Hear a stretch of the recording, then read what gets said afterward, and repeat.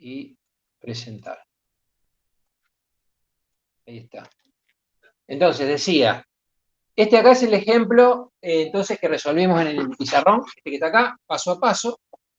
Si hacemos tiempo, vamos a tratar de hacer lo mismo en Excel, en una planillita de cálculo. A ver, como para que ustedes vean eso, cómo se implementa esto en una planilla de cálculo, que es muy fácil, chicos, lo único que implica es simplemente programar en cada casilla las mismas operaciones que hacíamos en el pizarrón, ¿no?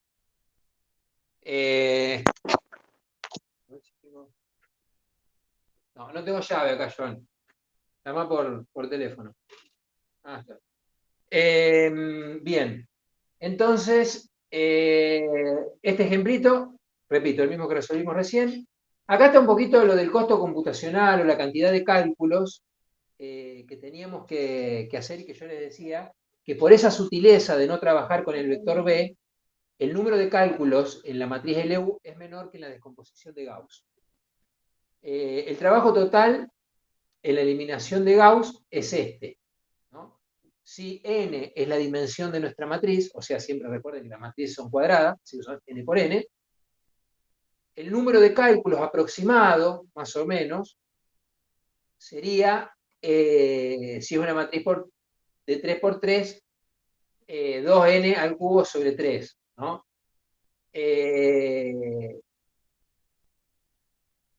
Y dice, ese número de operaciones, este mismo número de operaciones, se distribuye en partes iguales entre la descomposición y la sustitución, ¿no? Se distribuye más o menos, o sea, todo esto, lo que yo tengo que hacer en eliminación de Gauss, esta misma cantidad de operaciones se distribuye aproximadamente, esto no es exacto, cuando en la descomposición LU hago la descomposición y la sustitución, ¿no es cierto? O sea, es más o menos, se distribuye en esas dos, en obtener L y en obtener U. Acá está el pseudocódigo. Bueno, no lo han puesto, así que no importa. El pseudocódigo, digamos, para la descomposición LU es por partes, ¿no? Es por partes. Lo primero que hacemos es la descomposición de A. Fíjense que la descomposición de A es la misma implementación que hacemos cuando hacemos Gauss simple. Es exactamente lo mismo. Si ustedes comparan la línea, es lo mismo. Después hacemos una sustitución hacia adelante, ¿no? Una sustitución hacia adelante, una vez que obtenemos, acá debería estar, a ver, déjenme ver una cosa. Dice, miren, fíjense, en esta misma línea, perdón, la parte de obtención de 1 está, ¿no? La parte de obtención de 1 está, pero es la misma que la... No me daba cuenta porque acá hay algo raro. Claro, la parte de obtención, cuando obtenemos U, no está. Sería lo mismo que lo que aplicamos en Gauss, por eso acá no lo pone, ¿no? Lo único que pone es, bueno, U, ya lógicamente ven que dice iniciar X en 0, copiar A en U, ¿no? O sea, U ya supuestamente la obtuve. Después, el siguiente paso, una vez que obtuve U, es obtener la matriz L, que es simplemente armarla utilizando los factores que ya debo tener apropiadamente guardados, ¿no? Y una vez que obtengo la matriz L, lo que hago es obtener la matriz U, ¿no es cierto? Voy a ver, déjenme ver una cosa, porque esto me tengo que guiar con el... Obtengo U, obtengo L, con L obtengo B. A ver, repetir desde uno, esta es la descomposición de A. Lo que pasa es que la descomposición de A no está escrita acá, esto no es la descomposición de A. Esto no es la descomposición de A. A ver, déjenme... Acá estoy armando L. N-1, repetir para J y J, sí, repetir para acá. La sustitución hacia adelante sería utilizar la matriz L la matriz L para obtener los valores de D. Esto acá no tengo en claro qué es realmente. Déjenme que lo voy a chequear bien porque esto no me cierra acá como está escrito.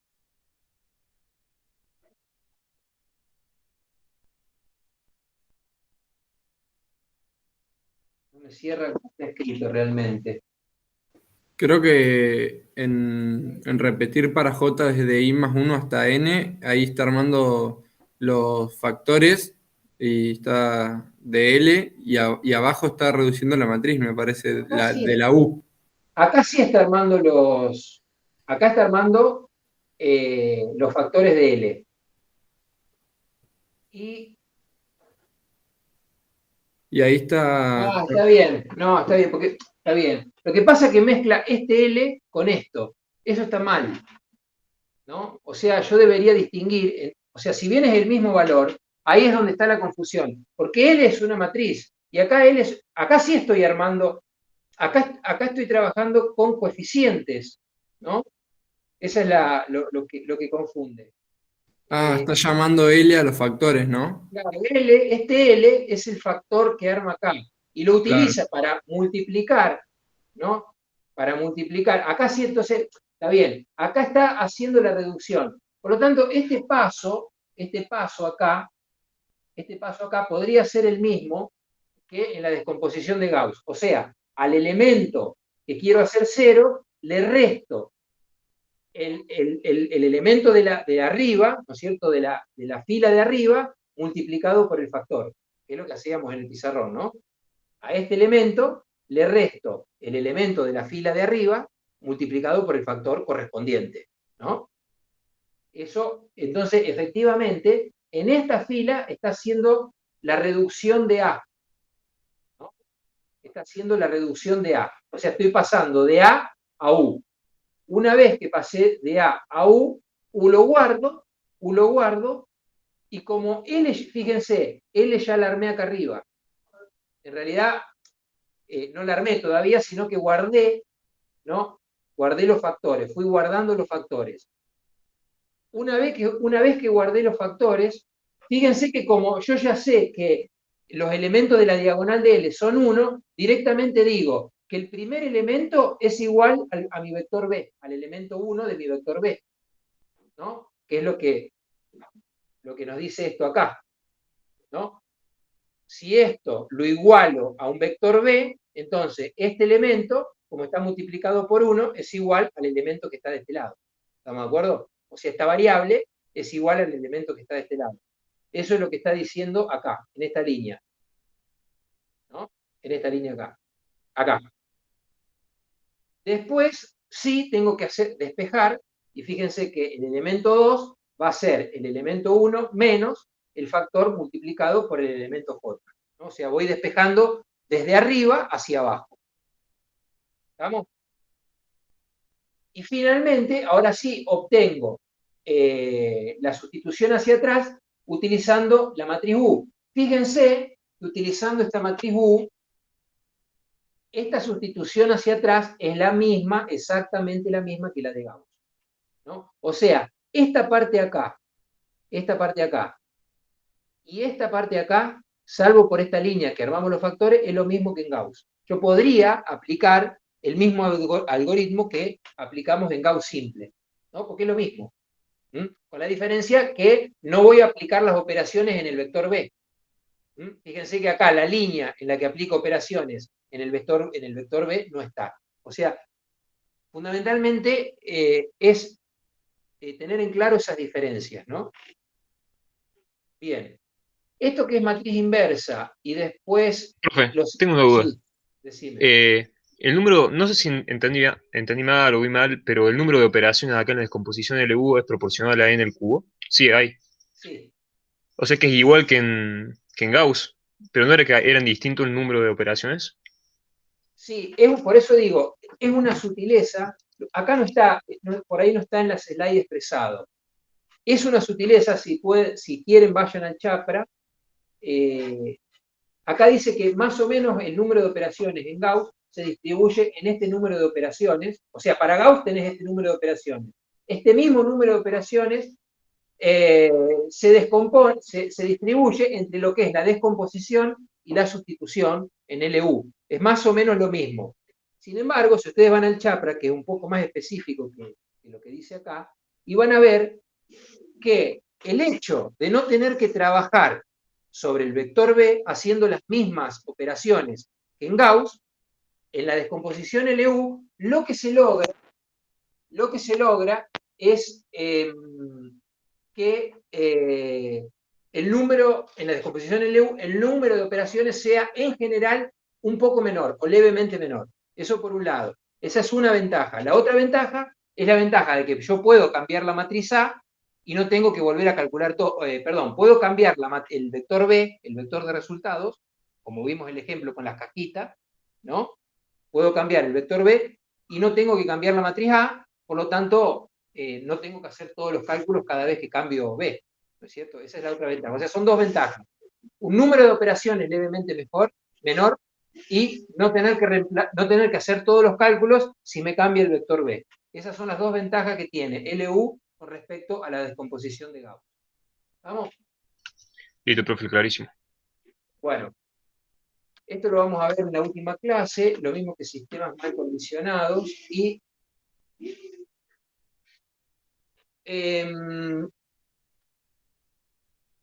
algo que suele aparecer en diversos problemas en ingeniería son las matrices que se le llaman matrices bandeadas, ¿no? O sea, donde tiene elementos en una franja diagonal, alrededor de la diagonal, y todos los elementos por encima y por debajo son cero. O sea, podemos tener la diagonal distinta de cero, y por encima de la diagonal un elemento, dos elementos, tres elementos, una determinada cantidad de elementos, ¿no? Que me hacen que yo vea, digamos, cuando observo la matriz, vea una banda, ¿no? En diagonal, trazada de este modo, ¿sí? A lo largo de la matriz. O sea, acá tendría todo cero, acá tendría todo cero, y tendría valores distintos de cero en esta franja, ¿no? Por eso se llaman matrices bandeadas. La eliminación de Gauss o la descomposición LU en general es ineficiente, ¿sí? Para trabajar con estas matrices. Existen métodos especiales para sistemas con matrices bandeadas, que son el método de Cholesky. Lo que pasa que no se da, simplemente se menciona y decimos en esta clase, digamos, que cuando aparecen matrices así, la eliminación de Gauss, la descomposición LU, es ineficiente para resolver un sistema que se presenta como este tipo, ¿no? Algo como esto. Entonces, a modo de información digo que está el algoritmo, método de Cholesky para resolver este tipo de matrices, que es más eficiente que Gauss o la descomposición LU. Básicamente, que sepan eso. Y finalmente, hay métodos iterativos, ¿no? Hay métodos iterativos para resolver nuestro sistema de ecuaciones. Supongamos que tenemos un sistema de ecuaciones 3×3, lo que hacemos es, a ver, hay dos métodos básicamente, uno que es el método llamado de Gauss-Seidel y el otro el método de Jacobi. ¿En qué consiste ese método, cada uno de los métodos? Primero partimos exactamente del mismo concepto. Supongamos que tenemos un sistema 3×3 como el anterior, de cada fila despejamos una variable. De la fila 1 despejamos la variable x1. De la fila 2 despejamos la variable x2 y de la fila 3 despejamos la variable x3. El problema es que, fíjense, la variable x1 va a depender de x3 y de x2. La variable x2 va a depender de x1 que está acá arriba y de x3 que está acá abajo, ¿no?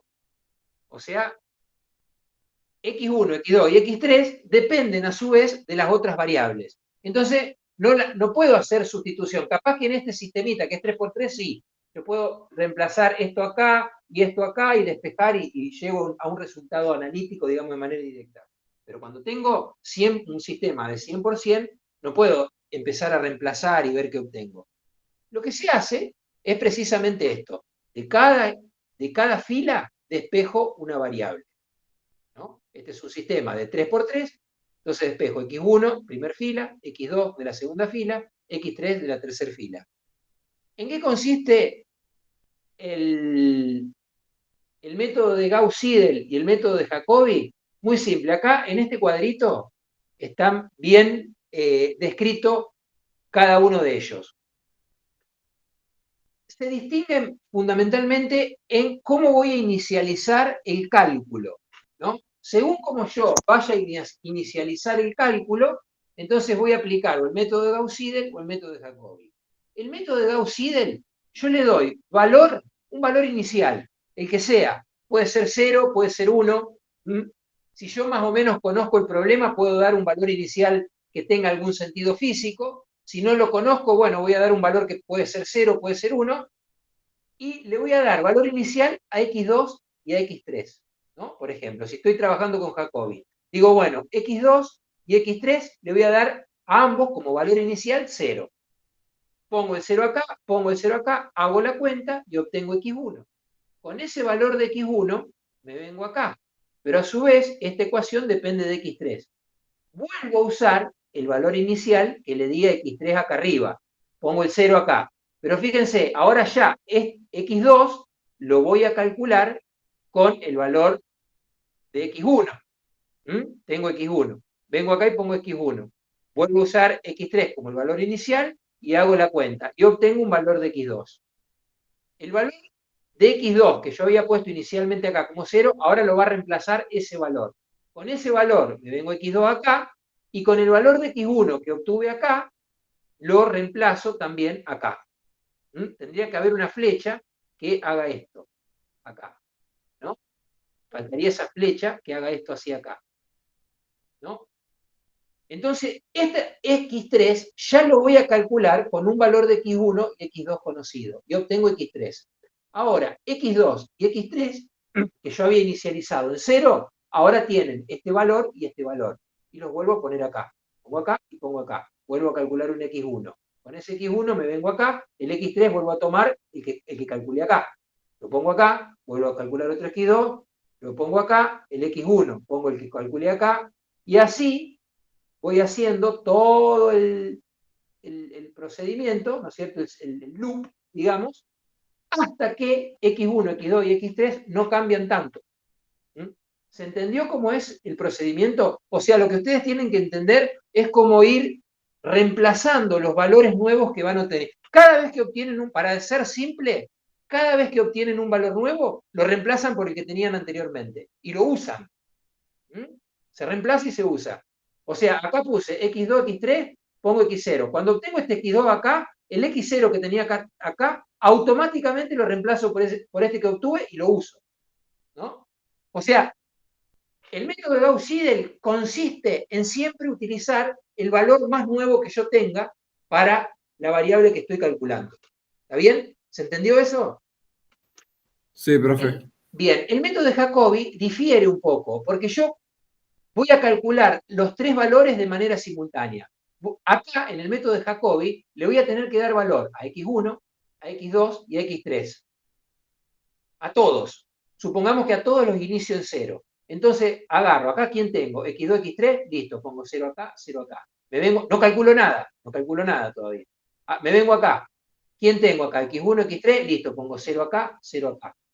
Y acá también, 0 acá, 0 acá. Ahora sí, calculo esta, calculo esta, calculo esta. Obtengo los tres valores de manera simultánea y con esos tres valores reemplazo los que al principio le puse 0. Ahora van a tener en el próximo paso, donde antes eran 0, ahora voy a tener estos tres valores. Y de nuevo, reemplazo acá, reemplazo acá, reemplazo acá, reemplazo acá, reemplazo acá, reemplazo acá, hago la cuenta, obtengo tres valores nuevos de nuevo. Y vuelvo de nuevo a reemplazar. Tres valores nuevos de nuevo, vuelvo a reemplazar. Tres valores nuevos de nuevo, vuelvo a reemplazar. Y así hasta que alcance una tolerancia determinada. O sea, hasta que cada una de las variables se acerque, ¿no?, a un error lo suficientemente bajo como para dejar de iterar. ¿Se dan cuenta cuál es la diferencia entre Gauss-Seidel y Jacobi? Profe, obviamente estos dos métodos iterativos ya me permiten independizarme de si la matriz es bandeada o si no es bandeada, o si el sistema está condicionado o mal condicionado, ¿o no?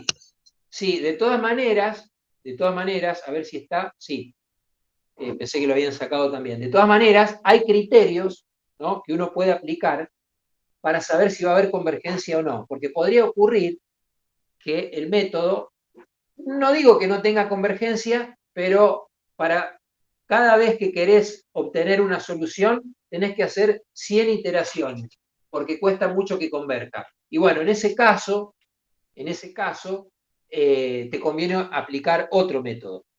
Este método sirve para matrices bandeadas, para las matrices que vimos antes, sirve para todo, ¿no es cierto? Se puede utilizar.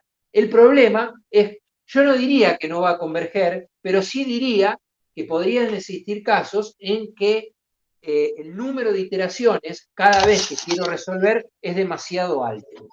O sea, Y la eso eficiencia, tiene, ¿no? ¿cómo? La eficiencia, ¿no? No sería convergencia, sino sería eficiencia.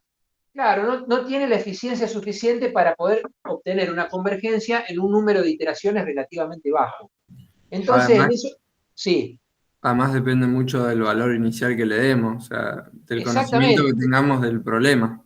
exactamente. Podría ocurrir también que yo no tengo un buen conocimiento del problema, estoy inicializando las variables en cero y esa inicialización no es la mejor. Y acá no es como el método de Newton que uno puede intuir o graficar, ¿no es cierto? Como los métodos que vimos antes, que graficando uno puede ver más o menos dónde están los valores. Acá no hay caso, ¿no? O sea, uno más o menos puede intuir, pero no necesariamente esos valores. A lo mejor a dos variables le das un buen valor inicial y hay una tercera variable que le diste un valor pésimo y bueno, no hay convergencia y se te complica y empieza a haber muchas iteraciones y nunca alcanzás la tolerancia que vos le pusiste, ¿no? Pueden ¿Y ocurrir, cómo saber cuándo darle un valor inicial bien dado, profe? por eso te ¿Hay digo, criterio por para eso te eso? digo, por eso te digo, si vos conocés bien tu problema, entonces, si vos sabés, por ejemplo, que X3 es un valor que se mueve entre 0 y 1, y bueno, entonces le vas a dar un valor, no le vas a poner 2, ¿entendés? Si vos sabés que X es 0 es el 0% y 1 es el 100%, por ejemplo, como el ejemplo que hicimos antes, a X no le vas a dar un valor de 2,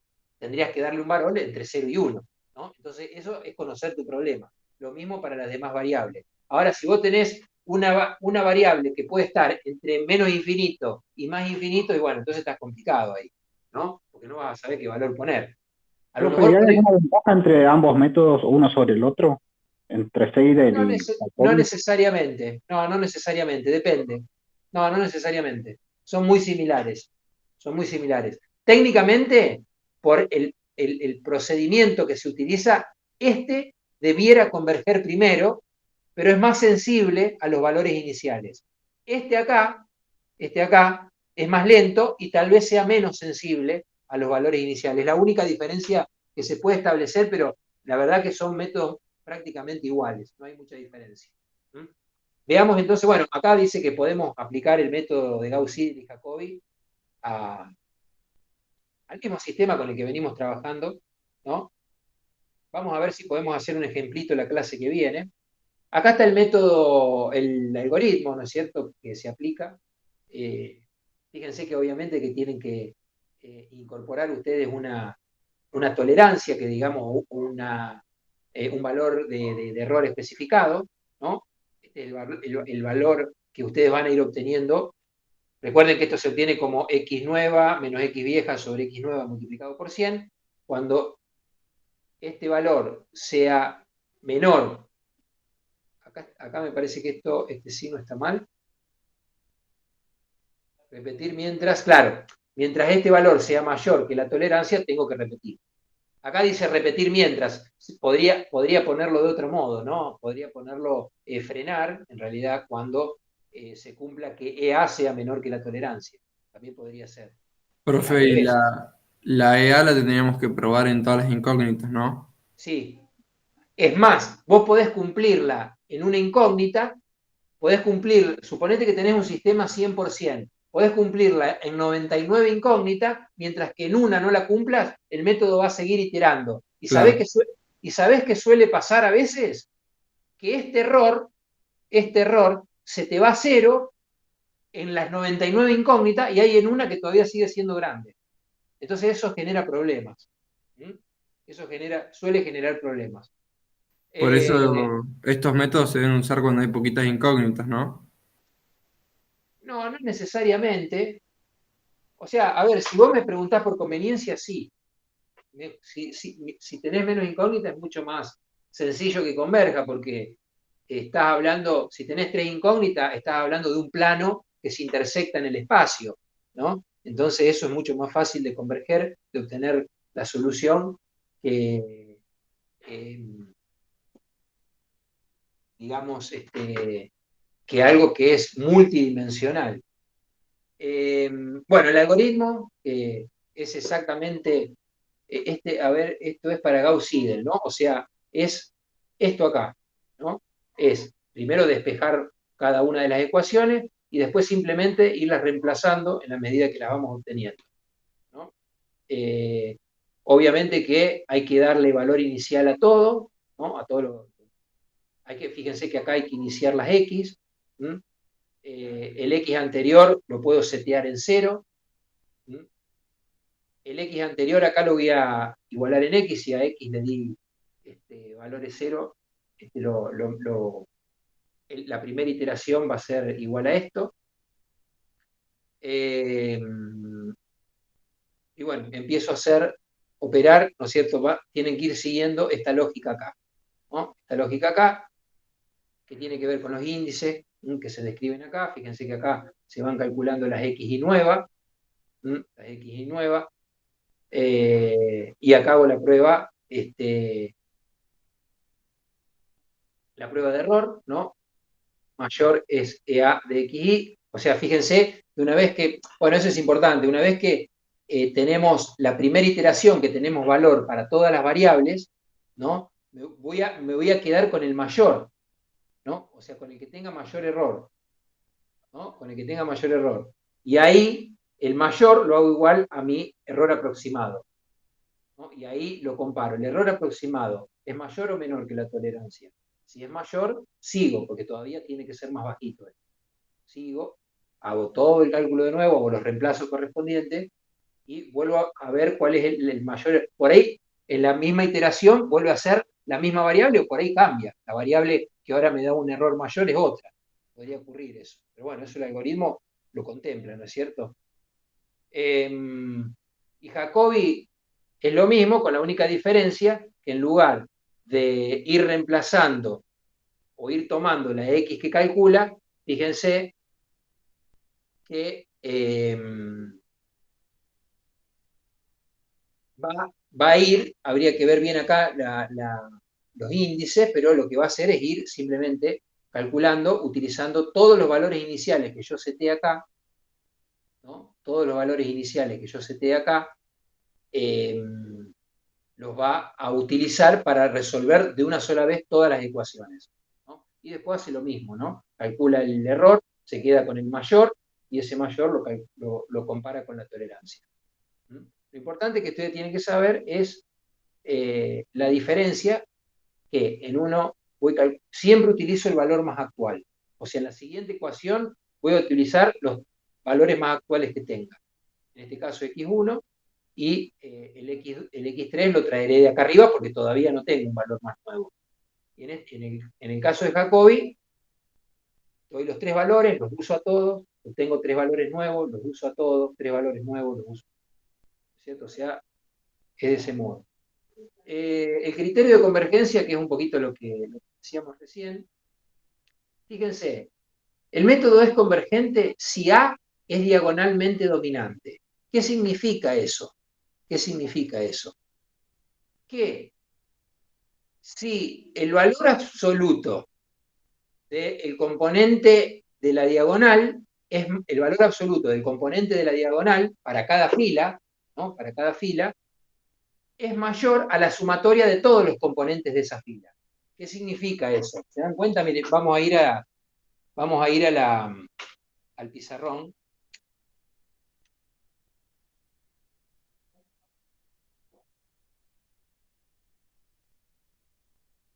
Un segundo que quiero.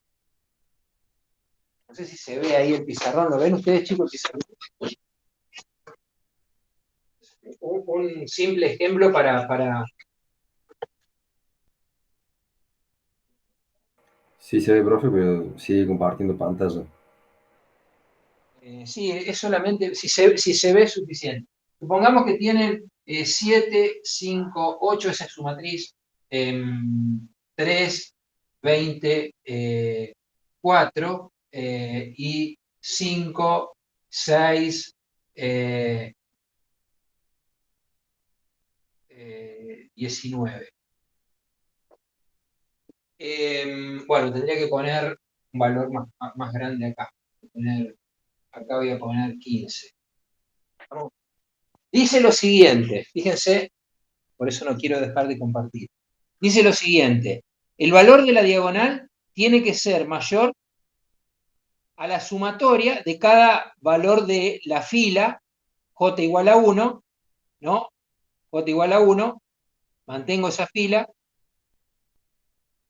No, perdón, que de la columna, por eso, j se mantiene constante, o sea, así. Vamos a volver al pizarrón. Fíjense, esta diagonal, este es el valor de la diagonal, este es el valor, estos son los tres valores en la diagonal.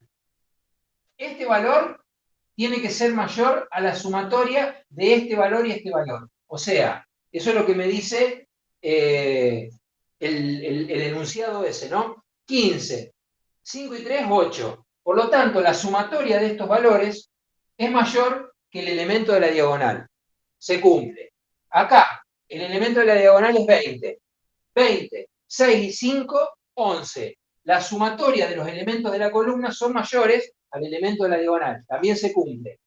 Y 19, 8 y 4, 12, 19 es mayor. Por lo tanto, esta es una matriz diagonalmente dominante, ¿no? O sea, se cumple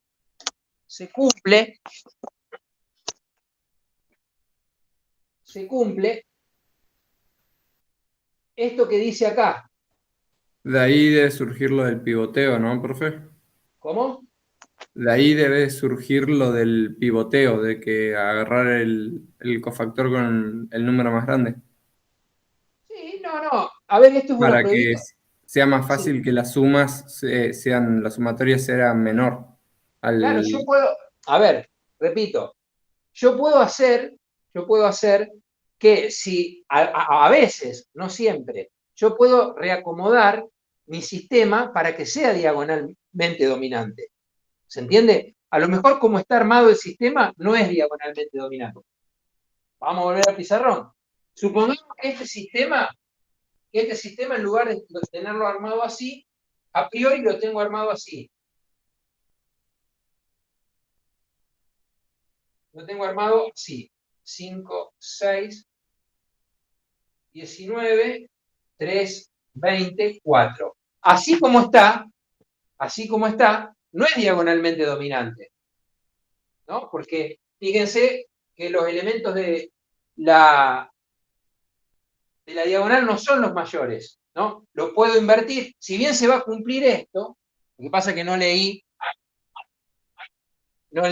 este segundo enunciado. El segundo enunciado dice, si no se puede cumplir lo anterior, al menos se intentará que cada valor en la diagonal sea el mayor de toda la fila. Acá, este valor es el mayor de toda la fila. Acá, este valor es el mayor de toda la fila, debería ser este. Y acá, este valor es el mayor de toda la fila, debería ser este. Pero eso lo puedo lograr si lo invierto, ¿no? Acá, este valor de toda la fila es el mayor, este valor de toda la fila, este es el mayor, y de toda esta fila, este es el mayor. O sea, esto que está acá abajo, si no se cumple lo anterior, que esa sumatoria sea siempre la mayor, si esto no se puede cumplir, al menos se puede cumplir esto. ¿Por qué? Porque pivotando, por Se ejemplo, puede como el caso permutar acá que también, ¿no, vimos. profe? ¿Cómo? Se puede permutar acá también, Por ¿no? eso, sí, por supuesto que se puede permutar. Permutar no implica nada, chicos. Si ustedes permutan una matriz, no cambian nada, ¿no? Por lo menos no cambian nada desde el punto de vista de las igualdades y del sistema que tienen armado. Sí cambian los condicionamientos, sí cambian ese tipo de cosas, ¿no? Para trabajar con los métodos numéricos, sí ahí se afecta, pero desde el punto de vista del problema, permutar no implica nada. No importa si ustedes la primera fila la ubican al último, la ubican primero, la ubican al medio. Eso es lo de menos. ¿Mm? De hecho, si ustedes son los que arman el problema, supongamos que yo le doy un problema determinado y hay 20 personas que van a armar ese problema, por ahí cada uno armó su matriz de un modo diferente, pero el problema termina siendo el mismo, ¿no? Porque acomodaron las filas de un modo diferente, qué sé yo, ¿no? Entonces, bueno, esto es importante, o sea, esto, permítanme decirle que también no siempre se cumple. Quiero decir que por más que se cumpla esto y se cumpla esto, podría todavía ocurrir que el método de Jacobi o el método de Gauss-Seidel no converja. Podría ocurrir también, ¿no?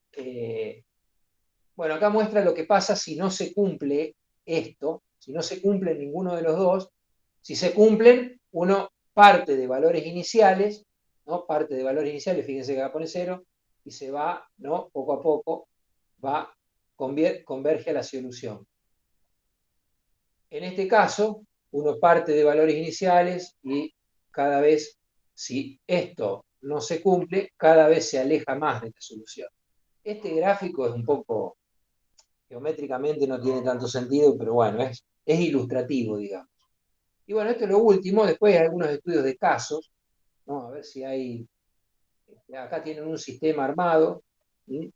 Con el que se puede trabajar y fíjense que acá tenemos 1, 2, 3, 4, 5. Un sistema de 5x5 ya es más grandecito, ¿no? Ya es más grandecito. Habría que ver si se puede reacomodar, fíjense que hay varios lugares que tienen 0, ¿no?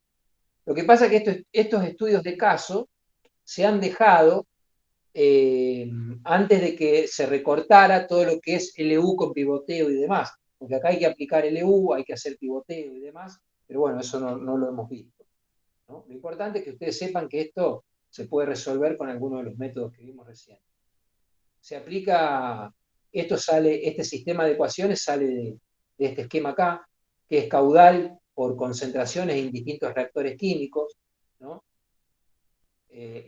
Viene un caudal con una concentración entre un reactor donde se mezcla con otro caudal que tiene otra concentración, entonces acá sale otro caudal con una concentración que se genera acá, entra a este reactor, de acá sale otro también, pero con un caudal diferente y que entra a este reactor, entonces van cambiando las concentraciones y lo que hay que saber es cómo las concentraciones varían, ¿no es cierto?, en cada uno de los reactores. Es lo que tengo que averiguar. ¿Cuál es la concentración en el reactor 1? ¿Cuál es la concentración en el reactor 2, en el reactor 3?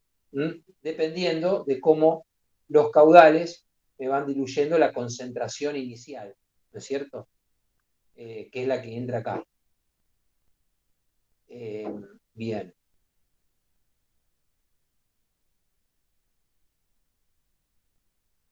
Otro tipo de problema al que se le puede aplicar este tipo de métodos son cuando tenemos equilibrio de fuerzas, ¿no? Se arman las sumatorias de fuerza en ambos sentidos, ¿no? En el sentido H y en el sentido B, y todas las fuerzas, ¿no?, se igualan a 0 porque es un sistema obviamente en equilibrio, y se pueden calcular, ¿no es cierto?, en cada nodo, se plantea para cada nodo, y una vez que planteamos para cada nodo, armamos nuestra matriz o nuestro sistema, ¿no es cierto? Es otra de las formas en las que puede aparecer un sistema lineal algebraico. También en un análisis de un circuito, ¿no? Cuando igualamos intensidad, resistencia, lo igualamos al voltaje que tenemos en cada una de las ramas del circuito, ¿no? Una vez que tenemos el circuito armado, podemos plantear también la sumatoria según la ley de Kirchhoff y la ley de Ohm y armar nuestra matriz. Bueno, en definitiva, nosotros no le vamos a pedir que armen esto, ¿no? Que quede claro. O sea, no va a haber ningún problema en el que le demos esto y le digamos, bueno, con esta información arme la matriz. No, esto lo verán en física, ¿no? Esto se verá en química, pero se muestra más o menos a grandes rasgos de dónde pueden salir los sistemas. Lo que sí le vamos a pedir, bueno, ¿cómo resuelve esto? ¿No? ¿Cómo resuelve esto? ¿Está bien? Esa es la idea. ¿Cómo resuelve esto? De acá. Esa es la idea. Resolver el sistema, no que lo armen. Armado se lo vamos a dar nosotros ya. ¿Está bien? Lo que ustedes van a tener que hacer es resolverlo. Repito, ¿cómo se arma el sistema? Y bueno, eso se verá en otras materias. Acá hay otra con respecto a un sistema masa resorte también, se plantean las ecuaciones, repito, por eso esto acá no digamos, es conceptual, pero no viene al caso. Arman la matriz, matriz 3×3 y resuelven. ¿Está bien? Fíjense que acá le da la información de cada uno de los parámetros que tenemos acá en nuestro sistema, y con eso arman la matriz. Bien, hay un resumen de lo más importante, eliminación de Gauss, los problemas que puede tener la eliminación de Gauss. Bueno, primero, obviamente, que se resuelve haciendo una matriz U, y después se resuelve por sustitución hacia atrás. Los problemas que se pueden presentar es que si está mal condicionado la matriz, que es lo que ya vimos, o que después vamos a ver en la clase que viene, en un ratito, cómo calculamos, cómo sabemos cuando una matriz de muchos elementos está mal condicionada. Problemas de redondeo y división por cero, ¿no? Los problemas de redondeo se pueden mejorar si pivoteamos y si tratamos de que nuestra matriz quede mejor condicionada. La descomposición LU, los mismos problemas, obviamente, los mismos problemas que tenemos en Gauss, lo vamos a tener en la descomposición LU, y en los métodos de Gauss-Seidel, los problemas va a ser que sea un sistema que no converge, ¿no? Entonces, ¿cómo podemos hacer si el sistema no converge? Bueno, también se puede pivotear para lograr que se cumplan los criterios de convergencia que veíamos antes, ¿no? Sería una de las opciones. Bueno, chicos, dejamos acá. ¿Hay alguna pregunta con respecto a esto? ¿Entendieron fundamentalmente la diferencia que existe entre Gauss-Seidel y Jacobi? Es lo más importante, ¿no? ¿Entendieron eso? Sí, profe. Bien. Bueno, dejamos Una acá. consulta. Y si tienen consulta me dicen, sí. Para todos estos problemas de matrices siempre partimos de la base que el sistema es linealmente independiente, ¿no? Porque en todos los pseudocódigos que vimos no, como que no chequea eso. Y pero por supuesto, a ver, no tendría sentido que acá le demos un sistema que sea linealmente dependiente, ¿no? No tendría sentido. Ninguno de los códigos lo chequea, es cierto. Podría uno pensar, si vas a hacer un software comercial, que algún desvelado incorpore un sistema que es linealmente dependiente, ¿no? Obviamente que vas desvelado. Obviamente que si es un sistema muy grande tampoco te das cuenta, ¿no? O sea, no es tan fácil. Entonces habría que hacer el chequeo. A priori acá en los algoritmos no está ese chequeo, y la verdad que en los problemas nunca he visto un sistema que sea linealmente dependiente, no tendría sentido. ¿Está bien? Así que a priori partamos de esa premisa, o sea, no va a haber problemas que sean linealmente dependientes. ¿Estamos? ¿Alguna otra pregunta?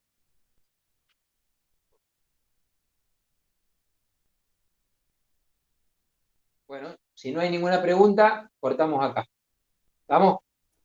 Nos vemos Bueno, el profe, nos próximo vamos. miércoles. Cualquier cosa, si tienen dudas o algo, me escriben por mail. Hasta Vamos, profe, luego. gracias. No, profe, Buenísimo, gracias. profe. Profe, muchas gracias. Gracias. Que terminen bien la semana. Hasta luego. Bueno,